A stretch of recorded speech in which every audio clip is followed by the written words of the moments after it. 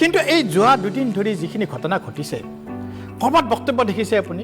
সজোৰে তেখেতসকলে সংবাদ মেল এখন পাতি পেলাই এই এনেকুৱা ঘটনা হ'ব নালাগে বুলি কৈছে কিয় প্ৰতিটো দুৰ্ঘটনাত লাভ জেহাদৰ ক্ষেত্ৰত হৈ ক'ৰবাত নহয় ক'ৰবাত মুছলিম সম্প্ৰদায়টো জড়িত হৈ থাকে কিয় UCC লাগে বুলি নকয় কিয় অজয় আলী চৌধুৰীৰ ছোৱালীয়ে যদি ডাক্তৰী পঢ়িব পাৰে তাৰে গোটেইকেইটা সোনকালে বিয়া দিয়াতকৈ বহু বিবাহ কৰাতকৈ তেখেতসকলেও ডাক্তৰী পঢ়ক সেইকাৰণে নিৰ্বাচনৰ আগত আমি কি কৈছিলোঁ এইবাৰো আপোনালোকে জিকিব বিৰোধীয়ে আগতে ডিলিমিটেশ্যনৰ আগত 32টা সমষ্টি আছিল আৰু তাৰে পিছত 22টা হ'ল আৰু একজেক্টলি আজি চাওক এই 22টা সমষ্টিতে জয় হৈছে আমি যেতিয়া স্কুলত পঢ়ি আছিলোঁ বা আমি কলেজত পঢ়ি থকাত মাষ্টাৰ ডিগ্ৰী পঢ়ি থকা সময়ত আমাৰ এনেকুৱা এটা মনোভাৱ হৈ উঠিছিল যে 15 আগষ্ট আৰু 26 জানুৱাৰী মানে বন্ধ অন্ততঃ আপুনি চাওক এই আমাৰ চৰকাৰ অহাৰ পিছত অন্ততঃ গণতন্ত্ৰ দিৱস আৰু স্বাধীনতা দিৱসৰ দিনা বন্ধ হোৱা নাই 2008 চনত ইনফোচিছৰ যিজন হেড আছিল নাৰায়ণ মূৰ্তি ইয়াত এটা উইং খুলিব আহিছিল কিন্তু নুখুলি গুচি গ'ল তেওঁ প্ৰতিবেদন কি দি দিলে জানেনে যে অসমত খুলিব নোৱাৰি অসমত 5-ষ্টাৰ হোটেল নাই অসমৰ এয়াৰপৰ্ট ভাল নহয় ৰাস্তা ঘাট ভাল নহয় যদি ভাল হ'লেহেঁতেন তেতিয়াতো আজি ইনফোচিছ আমাৰ অসমতে থাকিলেহেঁতেন ঋণ যদি লৈ আমি কৰ্মচাৰীক দৰমহা দিওঁ সেইটো কেতিয়াও ইতিবাচক নহয় আজি অসমখনক চৰকাৰী কৰ্মচাৰীক দৰমহা দিয়াৰ কাৰণে প্ৰত্যেক মাহত 5,000 কোটি টকা লাগে আজি অন্ততঃ অসমৰ কোনো কৰ্মচাৰীয়ে দৰমহাৰ কাৰণে আমি দিল্লীৰ ওচৰত হাত পাতিব নালাগে আমি নিজা চ'ৰ্চৰ পৰা পাওঁ আপুনি এখন মোক কংগ্ৰেছ অধ্যুষিত ৰাজ্য দেখাই দিয়ক যে আজিৰ ডেটত ঋণ পায় কৰ্ণাটক তেওঁলোকে ঋণ নাপায় পাঞ্জাব আপৰ আছে তেওঁলোকে ঋণ নাপায় ৱেষ্ট বেংগলে ঋণ নাপায় প্ৰায়বিলাক ৰাজ্যই ঋণে নাপায় 102জন কেণ্ডিডেট জয় হৈছে আপোনালোকে যি আশা লৈ আমাক ভোট দি আমাক আপোনালোকৰ সেৱাত সমৰ্পিত মতে কাম কৰাৰ সুবিধা দিছে আমি অন্ততঃ ভূমিপুত্ৰসকলৰ জাতি মাটি ভেটি আমি সুৰক্ষিত কৰিম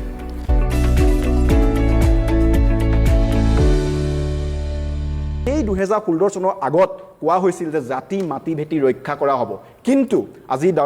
সিনিয়ৰ স্পোক পাৰ্চনজনে বিজেপিৰ প্ৰতিনিধিজনে কৈছে যে খিলঞ্জীয়া মানুহৰ ৰক্ষাৰ কথা কোৱা হ'ব কিন্তু দুৰ্ভাগ্যজনক কথা এইটোৱে নিৰ্বাচনৰ আগত জাতি মাটি ভেটিক লৈ খুব ধুনীয়াকৈ বিজ্ঞাপন প্ৰকাশ কৰা হয় খুব ধুনীয়াকৈ কথা কোৱা হয় কিন্তু যেতিয়াই নিৰ্বাচন গুচি যায় তেতিয়া খিলঞ্জীয়া মানুহৰ হাজাৰ হাজাৰ মাটি বহিৰাগত বেপাৰীক বা ব্যৱসায়িক গোষ্ঠীক গতাই দিয়া হয় তেখেতে কৈছিল জাতি মাটি ভেটি আমি নিৰ্বাচনৰ আগত বেলেগ কওঁ নিৰ্বাচনৰ পিছত বেলেগ কওঁ কেতিয়াও কোৱা নাই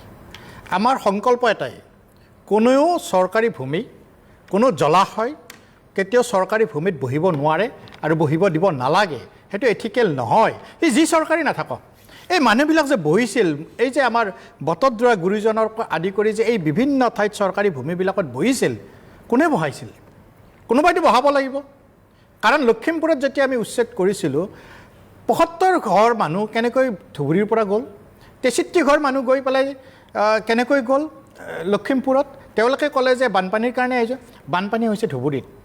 বানপানী হ'লে মানুহ ক'ত যায় কাষৰ জিলাখনত যায় ক'ত ধুবুৰী ক'ত লখিমপুৰ গতিকে কোনোবাই নহয় কোনোবাই ভোটৰ স্বাৰ্থত নিছিল তাক আমি কেতিয়াও শূন্য সহনশীল আমি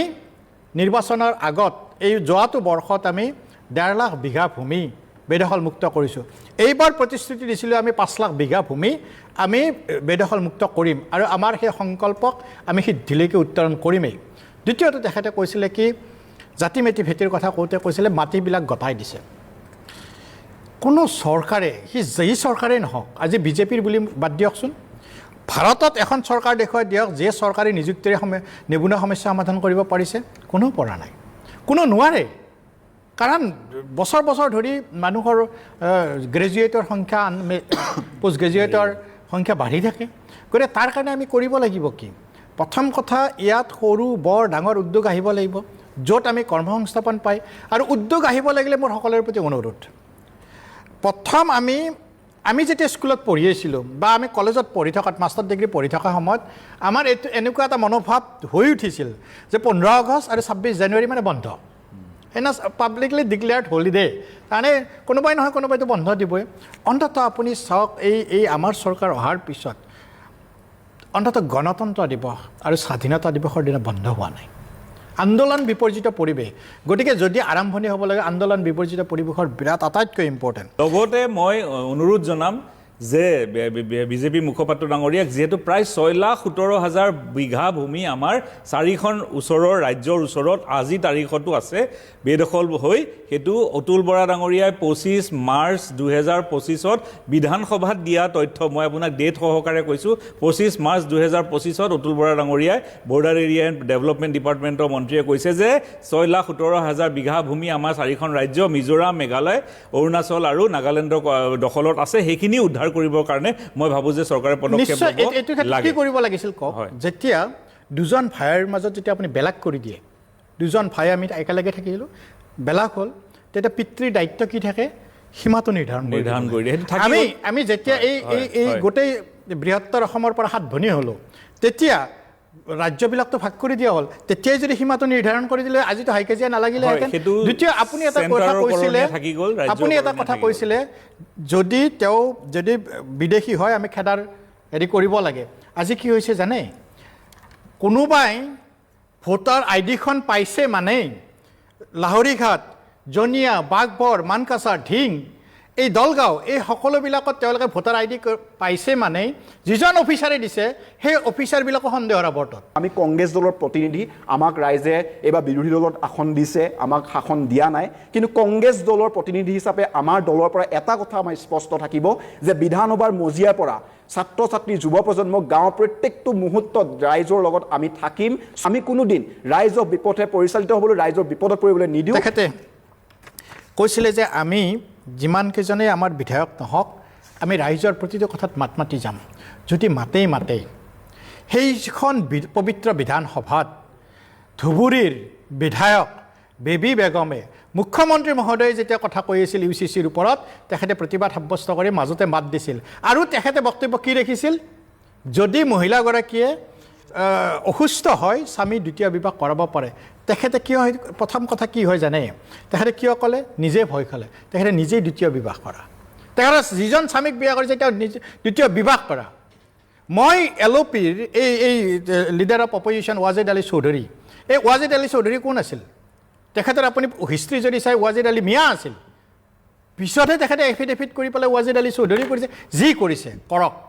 কিন্তু এই যোৱা দুদিন ধৰি যিখিনি ঘটনা ঘটিছে ক'ৰবাত বক্তব্য দেখিছে আপুনি সজোৰে তেখেতে ক'লে সংবাদমেল এখন পাতি পেলাই এই এনেকুৱা ঘটনা হ'ব নালাগে বুলি কৈছে কিয় প্ৰতিটো দুৰ্ঘটনাত লাভ জেহাদৰ ক্ষেত্ৰত হৈ ক'ৰবাত নহয় ক'ৰবাত মুছলিম সম্প্ৰদায়টো জড়িত হৈ থাকে মই ধৰ্মৰ ভিত্তিত কথা ক'ব যোৱা নাই কিন্তু তেখেতসকলে কিয় বিৰোধিতা নকৰে কিয় UCC লাগে বুলি নকয় কিয় ৱাজিদ আলী চৌধুৰীৰ ছোৱালীয়ে যদি ডাক্তৰী পঢ়িব পাৰে তাৰে গোটেইকেইটা সোনকালে বিয়া দিয়াতকৈ বহু বিবাহ কৰোৱাতকৈ তেখেতসকলেও ডাক্তৰী পঢ়ক হয় নে নহয় গতিকে UCCত তেখেতে কৈছে আমি ৰাইজৰ হৈ মাত পাতিম ৰাইজৰ হৈ মাত পাতাটো তেতিয়াই হ'ব সংখ্যা গুৰুৰ কথা ভাবিব লাগিব সংখ্যা লঘুৰ নহয় সেইকাৰণে নিৰ্বাচনৰ আগত আমি কি কৈছিলোঁ এইবাৰো আপোনালোকে জিকিব বিৰোধীয়ে আগতে ডিলিমিটেশ্যনৰ আগত 32টা সমষ্টি আছিল আৰু তাৰে পিছত 22টা হ'ল আৰু একজেক্টলি আজি চাওক এই 22টা সমষ্টিতে জয় হৈছে UCC মানে কি সমতাৰ কথাটো সকলো মানুহ সমান হ'ব আজি UCCৰ পৰা কিয় আজি জনগোষ্ঠীয় মানুহবিলাকক অঁতৰাই পঠিয়াই দিব পৰা এটা প্ৰক্ৰিয়া আছে সকলো ক্ষেত্ৰতো সমান হ'ব লাগিব ন আমাৰ যে কনচেপচুৱেল ক্লেৰিটি নাই বিষয়টোৰ ওপৰত এখেতে কি কৈছে ইউনিফৰ্ম মানে সমানতা তেতিয়াহ'লে আমাৰ ST মানুহখিনিক ইয়াৰ আওতাত কিয় অনা নাই আমি কেতিয়াবা গভীৰভাৱে কিয় নাভাবোঁ কিয় অনা নাই জানে আমি যদি আজি মিজোৰামত আপুনি যদি যিকোনো এখন আইন কেন্দ্ৰীয় চৰকাৰে প্ৰৱৰ্তন কৰে সেইখন যদি ৰাজ্যত তাত প্ৰৱৰ্তন কৰিব লগা হয় তাৰে বিধানসভাই অনুমোদন দিব লাগে ঠিক তেনেকৈ আপুনি অৰুণাচলত যাওক তাত বিধানসভাই অনুমোদন দিব লাগে মেঘালয়ত যাওক সেইখন মাতৃপ্ৰধান ৰাষ্ট্ৰ গতিকে তাত মাতৃৰ সেই প্ৰব্লেমবিলাক নাহেই কথাটো আহিল অসমৰ প্ৰেক্ষাপটত আমাৰ বড়োভূমি কাৰ্বি আংলং ডিমা হাছাও বা ৰাভা তিৱা কছাৰী এইবিলাক যি ST মানুহ আছে তেখেতসকলৰ কাৰণে এই 6 শিডিউলৰ আণ্ডাৰত যাতে সম্পত্তিৰ অধিকাৰ পায় ঠিক তেনেকৈ ফাৰ্টিলিটি ৰেট তাৰে ক্ষেত্ৰত নিয়ম বান্ধি থোৱা হৈছে আৰু তাতকৈ কথা কি ডাঙৰ কথা কি জানে আজি সৰ্বভাৰতীয় পৰ্যায়ত এজন মহিলাৰ বিপৰীতে সন্তানৰ সংখ্যা হৈছে 2:1 কিন্তু অসমৰ ক্ষেত্ৰত হৈছে 1:6 আৰু এই ST মানুহখিনিৰ ক্ষেত্ৰত হৈছে 1:2 অৰ্থাৎ এজন মহিলাৰ সন্তান হৈছে 1:2 মানে এজন আৰু ঠিক একেখিনি কথাই আপুনি আন এখন ৰাজ্য চাওক আমাৰ অন্ধ্ৰপ্ৰদেশ তাত চন্দ্ৰবাবু নাইডু তাত কি ডিক্লেয়াৰ কৰিছে জানে তাত যদি দ্বিতীয়গৰাকী সন্তান জন্ম দিয়ে 25,000 টকা কেছ দিব আপোনাৰ তৃতীয় হ'লে 30,000 চতুৰ্থ হ'লে 40,000 কিয় দিছে এইটো সমানতাৰ বাহিৰত গ'ল এই কাৰণে দিছে কোনো এটা সম্প্ৰদায়ে নিজে ধ্বংস হৈ যেতো বেলেগক আসনখন দিব নোৱাৰে